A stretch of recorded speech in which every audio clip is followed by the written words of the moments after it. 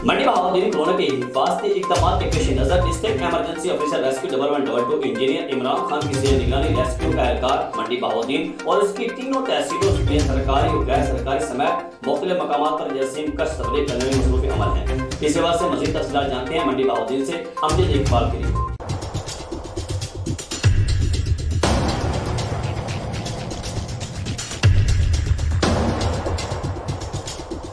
District emergency officer rescue 1122 Imran Khan की जेर निगरानी रेस्क्यू एहलकार जिला के मुख्तलिफ मकामात पर जरासीम कश स्प्रे करने में मसरूफ़ अमल है। एमरजेंसी ऑफिसर ने कहा है कि रेस्क्यू 1122 हमा वक्त अलर्ट है। मरीजों को बड़े अस्पतालों में रेफर करना कोरोना एमरजेंसी के अलावा हर किस्म की दीगर एमरजेंसी डील करने में पेश है।